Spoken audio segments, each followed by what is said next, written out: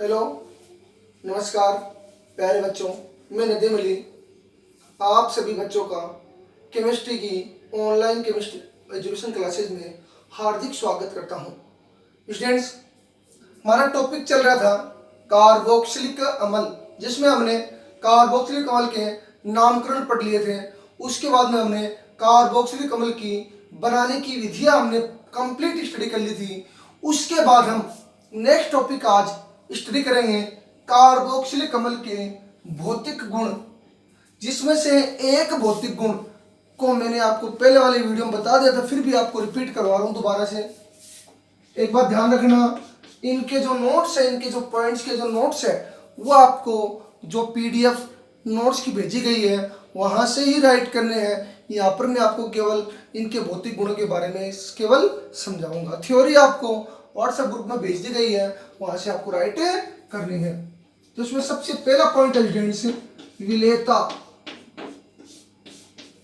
Simple भाषा में बात करूं मैं विलेयता के बारे में, घुलनशीलता।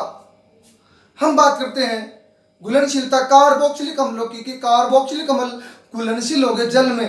कौन से कार्बोक्सिलिक अम्ल जल में घुलनशील होंगे? वे कार्बोक्सिलिक अम्ल जल में घुलेंगे जिनका आकार छोटा होता है। मतलब कार्बोक्सिलिक अम्ल के निम्नतर सदस्य, कार्बोक्सिलिक अम्लों के निम्नतर सदस्य अम्लों के निम्नतर सदस्य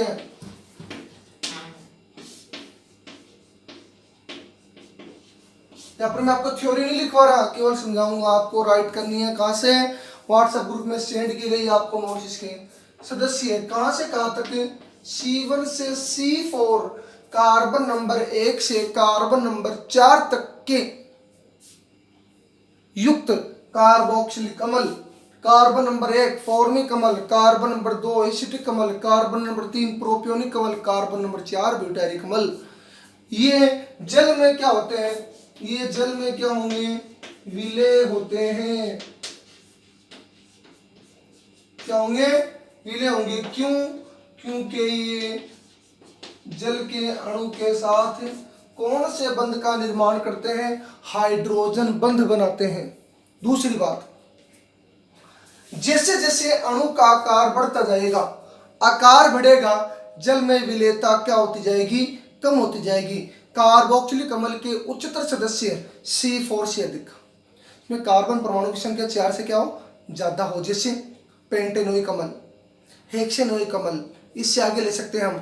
तो ये क्या होते हैं? इनमें हाइड्रोकार्बन भाग गया, एल्किल समूह की संख्या बढ़ेगी, अणु भार बढ़ेगा, अणु भार बढ़ेगा, अणु का आकार बढ़ेगा, अणु का आकार बढ़ेगा, तो जल में विलेयता क्या होती जाएगी? कम होती जाएगी। जैसे मैं सिंपल से एग्जांपल में आपको साधारण लाइफ साइकिल या जो सामान्य जीवन को जो एक एग्जांपल बता रहा हूँ वो समझना। कि हम एक लेते हैं नमक। नमक का आकार क्या होता है? बहुत छोटा। एक हम लेंगे शर्करा, चीनी। तो इन दोनों को जब जल में घोलते, मान लो हमने एक एक चम्मच दोनों के लिए, तो दोनों में से कौन सा, किसकी मात्रा जल्दी जल में घुल जाएगी? जिसका आकार छोटा होगा। कौन घुलेगा जल्दी जल में? नमक। यही बता रहा हूं, आकार जितना बड़ा होगा, अणुभार जितना होगा अधिक, विलेयता उतनी क्या हो जाएगी? कम हो जाएगी। देखो कार्बोक्सिलिक अम्ल के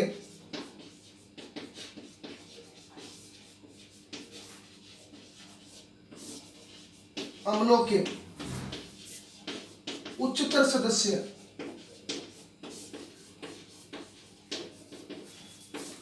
मीन्स C4 से अधिक क्या होते हैं? जल में अविलेय होते हैं। इसका कारण क्या होगा? कारण होता है हाइड्रोजन बंध नहीं बनाते। सीधी सी बात है कि अणुभार विकर्मानुपाती विलेयता। कार्बोक्सिलिक अम्ल में एल्किल समूहों की संख्या जैसे जैसे बढ़ती जाएगी, अणुभार, अणु का आकार बढ़ेगा, अणु का आकार बढ़ेगा, जल में विलेयता क्या होती जाएगी? बहुत कम होती जाएगी। तो जल में क्या होंगे? अविलेय होते हैं। अध्रुवीय विलायकों जैसे ईथर, बेंजीन, इनमें क्या होते हैं, ये विलेय होते हैं। क्या होंगे उसमें, विलेय होते हैं। ये इसका क्या हो गया, रीजन हो गया।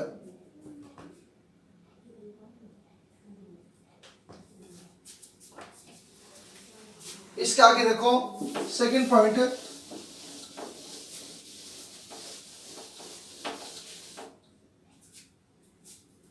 सेकंड पॉइंट है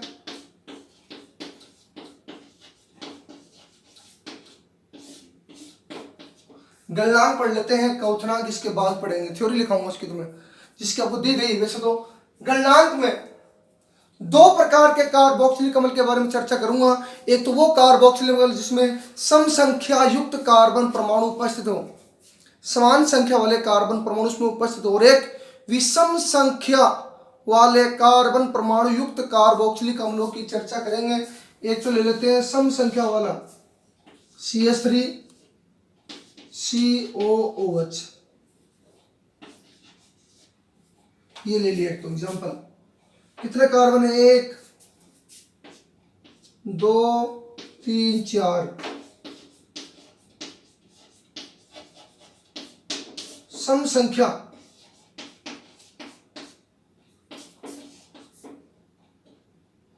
कार्बन परमाणु युक्त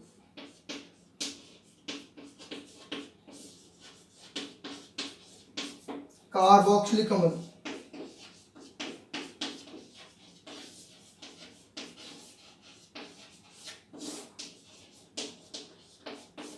कितने कार्बन इसमें, 4। एक लिए एग्जांपल,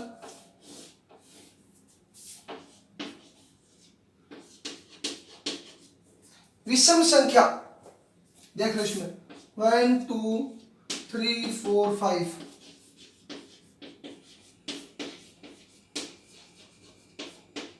विषम संख्या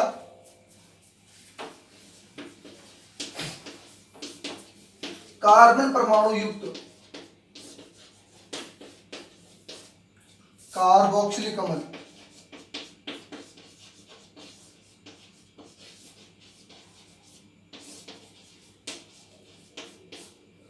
एक तो सम संख्या वाला, एक विषम संख्या। कितने कार्बन इसमें, C5, 5 कार्बन।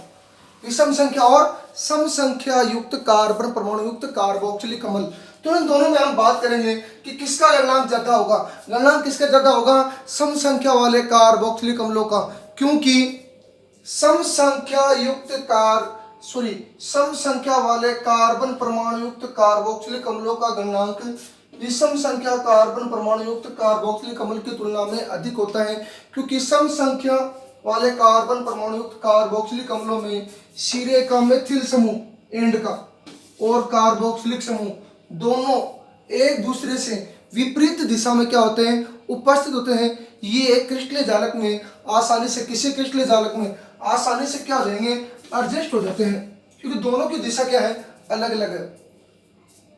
दोनों की दिशा क्या है, अलग अलग है। सीधी सी बात लिखना कि सम संख्या कार्बन परमाणु युक्त कार्बोक्सिलिक अम्लों में सिरे का मेथिल और कार्बोक्सिलिक समूह एक दूसरे से विपरीत दिशा में उपस्थित होने के कारण ये अन्य अणुओं के साथ में क्या बनाते हैं, हाइड्रोजन बंध बनाते हैं। इनकी जो दिशाएं हैं वो क्या होते हैं, एक दूसरे से अलग अलग हैं। क्रिस्टल में इजिली क्या हो जाएंगे, क्रिस्टलीय जालक में आसानी से क्या हो जाएंगे, समायोजित हो जाते हैं। ये आसानी से समायोजित हो जाएंगे, तो इनका जो गलनांक है वो विषम संख्या वाले कार्बन परमाणु युक्त कार्बोक्सिलिक अम्ल की तुलना में ज्यादा होगा, क्योंकि विषम संख्या वाले कार्बन परमाणु युक्त कार्बोक्सिलिक अम्लों में मेथिल और कार्बोक्सिलिक समूह का आकार क्या होता है, दोनों का जो दिशा होती है वो एक ही साइड होती है, नीचे की साइड। दोनों की दिशा एक साइड है, तो दोनों आपस में क्या हो जाएंगे, आपस में क्या हो जाते हैं, एडजस्ट हो, आपस में मिल जाते हैं। आकार वापस क्या हो जाएगा, छोटा हो जाएगा। क्रिस्टलीय जालक में आसानी से समायोजित नहीं होंगे। सीधा सा उत्तर लिखना इसका। इसका उत्तर क्या लिखोगे, सम संख्या वाले कार्बन परमाणु युक्त कार्बोक्सिलिक अम्लों में सिरे का मेथिल और कार्बोक्सिलिक समूह दोनों एक दूसरे से विपरीत दिशा में उपस्थित होने के कारण ये आसानी से हाइड्रोजन बंध बनाते हैं और क्रिस्टलीय जालक में आसानी से क्या हो जाते हैं, समायोजित होते हैं। आसानी से समायोजित हो जाएंगे। इसी कारण इनका गलनांक क्या हो जाएगा, विषम संख्या वाले कार्बन परमाणु कार्बोक्सिलिक अम्लों से ज्यादा अधिक, क्योंकि इनमें जो दोनों समूह होते हैं वो एक ही दिशा में होते हैं। ये क्रिस्टलीय जालक में आसानी से समायोजित नहीं हो पाते, दिशा दोनों की एक साइड है। ये हो गया गलनांक के बारे में डिटेल, देख लेना। ये इसके गलनांक के बारे में डिटेल हो गई। हम बात करते हैं अब इसके बाद क्वथनांक के बारे में, जिसकी मैं आपको थ्योरी बोर्ड पे लिखाऊंगा, और उससे भी अच्छी आप नोट से राइट करनी है आपको। ओके, नोट से लिखनी है। तीसरा पॉइंट है क्वथनांक।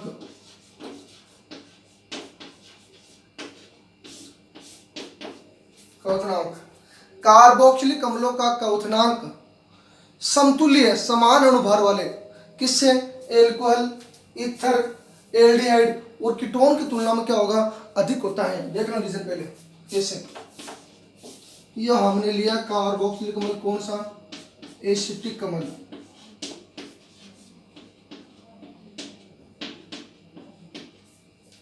कार्बोक्सिलिक अम्लों में ये एग्जांपल लिया कार्बोक्सिलिक अम्ल का, और एक एग्जांपल लेंगे एल्कोहल का। कार्बोक्सिलिक अम्ल का क्वथनांक समतुल्य अणुभार वाले एल्कोहल, ईथर, एल्डिहाइड एवं कीटोन की तुलना में अधिक होता है। रीजन, क्योंकि कार्बोक्सिलिक अम्लों में कौन सा समूह पाया जाता है, कार्बोनिल समूह पाया जाता है, C डबल बॉन्ड O, जिसकी प्रकृति क्या होती है, ध्रुवीय प्रकृति। ध्रुवीय क्यों, क्योंकि कार्बन पर प्लस और O पर कौन सा चार्ज रहेगा, माइनस चार्ज। दूसरी बात, इसमें कार्बोक्सिलिक अम्लों में इस ऑक्सीजन पर क्या प्रेजेंट होता है, लोन पेयर, तो इसमें अनुनाद भी पाया जाता है। एल्कोहल में अनुनाद भी नहीं होता, तो अम्लीय प्रकृति प्रदर्शित करता है। सबसे ज्यादा अम्लीय होता है किसकी तुलना में, एल्कोहल की तुलना में। तीसरी बात, कार्बोक्सिलिक अम्लों में जो OH समूह, ये जो OH समूह है वो तो एल्कोहल में भी OH समूह है, एल्कोहल इसमें से भी OH है। कार्बोक्सिलिक अम्ल का जो OH समूह है उसके पास क्या प्रेजेंट होता है, कार्बोनिल समूह, जिसकी प्रकृति क्या होगी, ध्रुवीय। देखना इस ऑक्सीजन पर कौन सा चार्ज आएगा, माइनस चार्ज। जैसे बॉन्ड तोड़ेंगे, इस पर प्लस, इस पर माइनस, तो ये अन्य दूसरे कार्बोक्सिलिक समूह, दूसरे कार्बोक्सिलिक अम्ल अणु के धनावेशित हाइड्रोजन के साथ, यानी पहले वाले अणु को हमने ले लिया ऑक्सीजन, दूसरे वाले अणु को हमने लिया हाइड्रोजन, जिस पर कौन सा चार्ज होता है, प्लस चार्ज। जब बंध टूटेगा तब उसके साथ कौन से बंध का निर्माण करते हैं, अंतराणविक हाइड्रोजन बंध।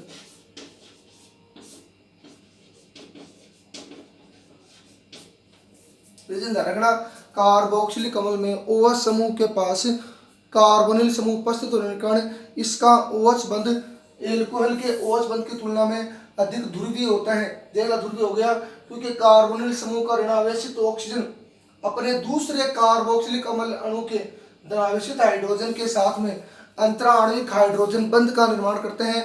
इसलिए यह ठोस, द्रव तथा वाष्प अवस्था में इसके दो अणु आपस में संगणित होकर किसका निर्माण करते हैं,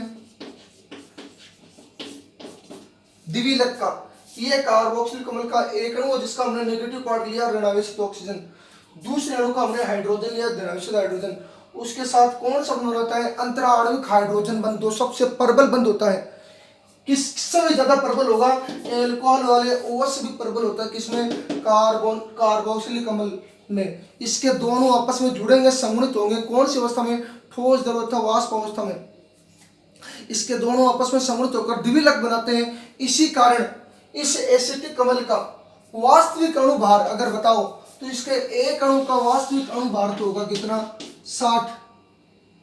वास्तविक अणु भार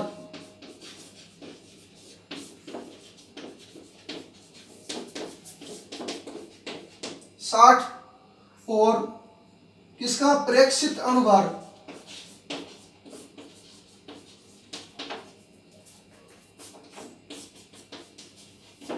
120 प्राप्त होता है।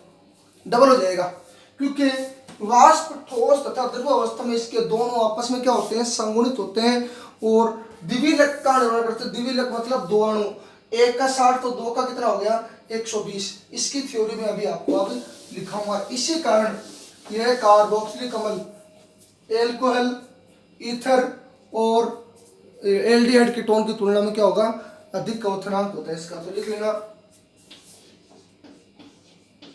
कार्बोक्सिलिक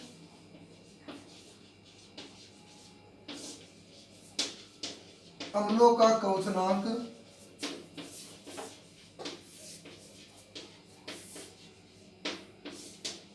समतुल्य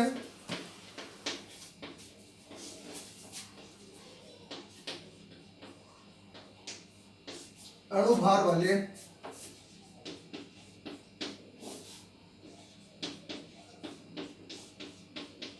एल्कोहल,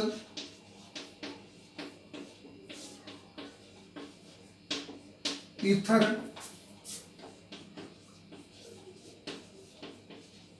एल्डिहाइड व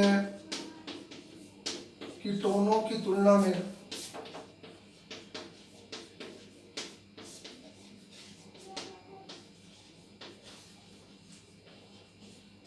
अधिक होता है।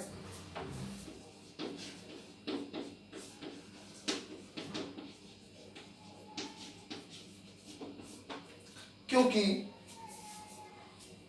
उच्च होता है क्योंकि कार्बोक्सिलिक लगे अणुओं के मध्य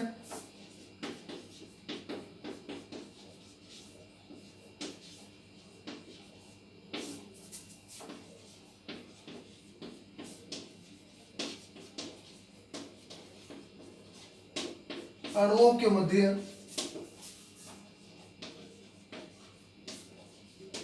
प्रबल अंतराण्विक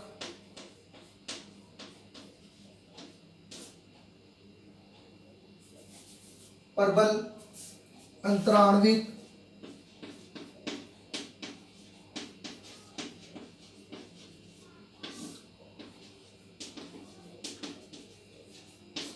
हाइड्रोजन बंध उपस्थित होता है।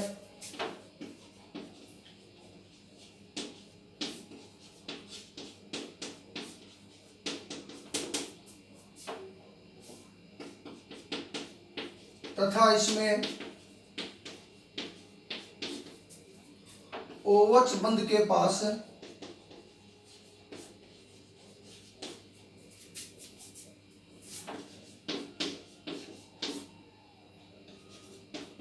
कार्बोनिल समूह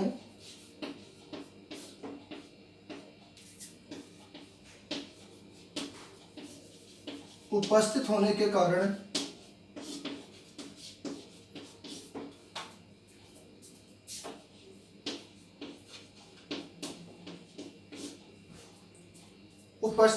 कारण इसका ओवच बंध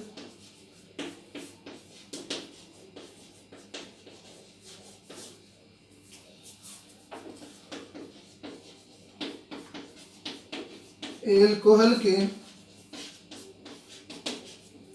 ओवच बंध की तुलना में अधिक ध्रुवीय होता है।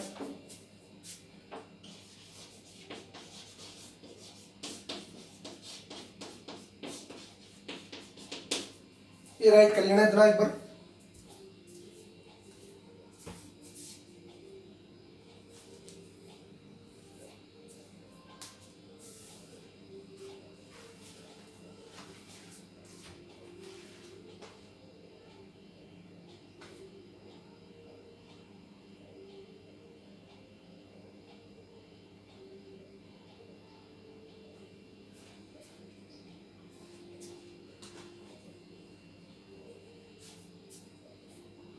ठीक है, इसके आगे देखना। इसके बाद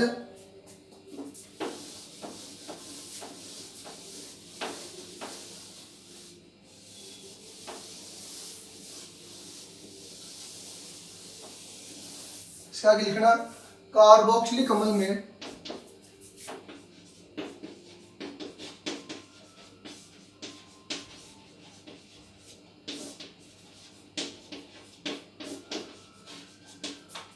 कार्बोनिल समूह की ध्रुवता के कारण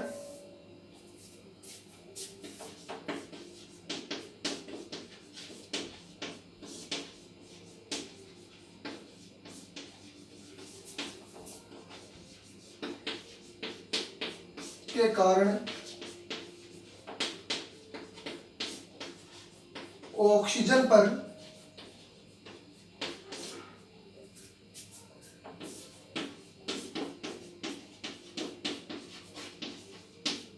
ऋणावेश उत्पन्न हो जाता है।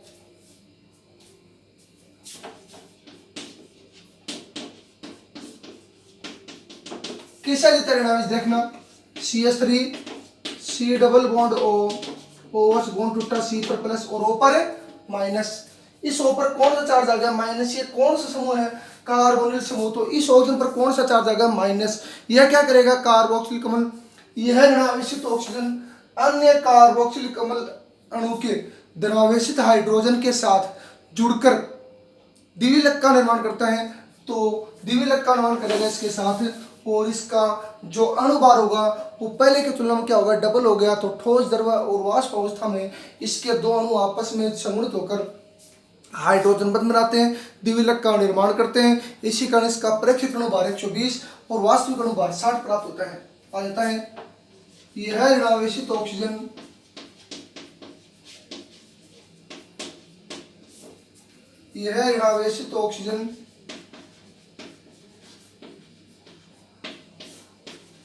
अन्य कार्बोक्सिलिक अम्ल अणु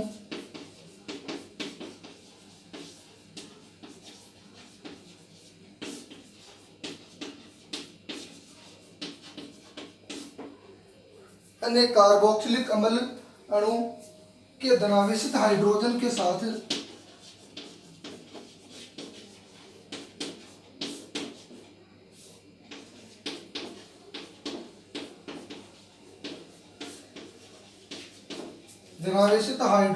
साथ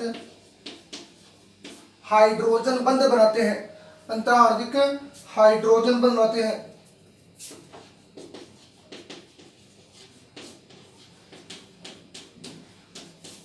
इसी कारण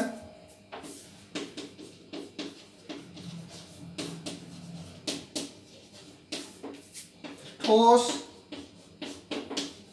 द्रव व वाष्प अवस्था में कार्बोक्सिलिक अम्ल के दो अणु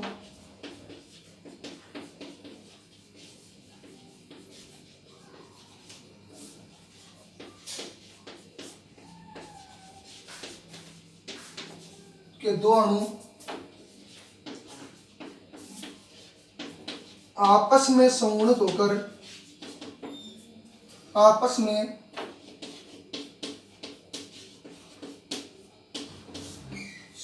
होकर द्विविलक का निर्माण करते हैं।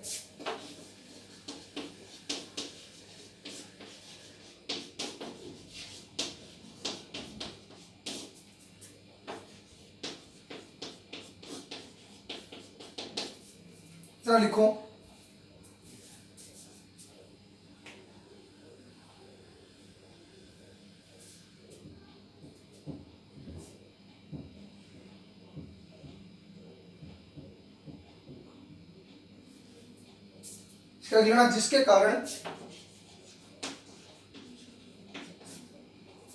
जिसके कारण एसिटिक अम्ल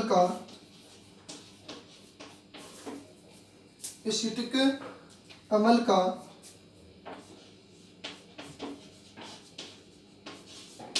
प्रेक्षित अणुभार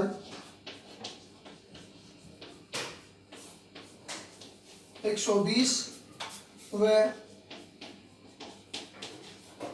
वास्तविक अणुभार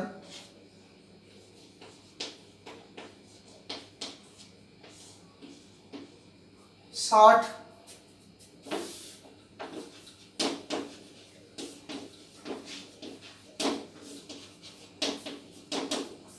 प्राप्त होता है। ये लिख लेना।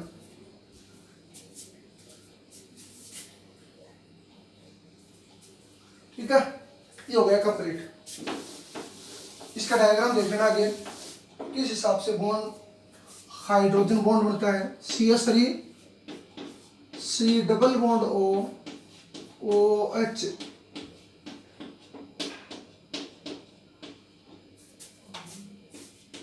CH3 COH double bond O।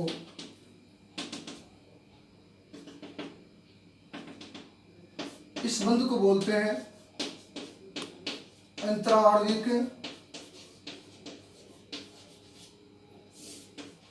Hydrogen बंध। ये हो गया, एस्टिक अम्ल के दो अणु आपस में जुड़ गए। पहले अणु को ऋणावेशित ऑक्सीजन, दूसरे अणु को ऋणावेशित हाइड्रोजन के साथ समूहित होकर हाइड्रोजन बनाते हैं और द्विविलक का निर्माण करते हैं। द्विविलक का मतलब होता है दो अणु का जुड़ना। द्विविलक, द्वि दो, लक यानी इकाइयां। एसिटिक अम्ल के दो अणु आपस में मिलकर द्विविलक बनाते हैं। इसी कारण इसका एक का अणु भार 60 हुआ तो दो का कितना हो गया 120। ये हो गया आपका कार्बोक्सिलिक अम्ल के भौतिक गुणों के बारे में कुछ मोटी मोटी बातें। इनमें से एक की थ्योरी आपको बता दी। ये थ्योरी आपको PDF से उतार दी है। इस वीडियो में अगर आपको कोई प्रॉब्लम है तो आप कमेंट बॉक्स में जल्दी से कमेंट कीजिए, अपने प्रॉब्लम को लिखिए। अगर फिर भी आपको ऐसा लगे हाँ वीडियो समझ में आ गई तो वीडियो को लाइक ज़रूर करना। अगर YouTube चैनल पर नहीं हो तो सब्सक्राइब करना और फ्रेंड्स के साथ में वीडियो को शेयर करना। Okay, thank you, have a nice day.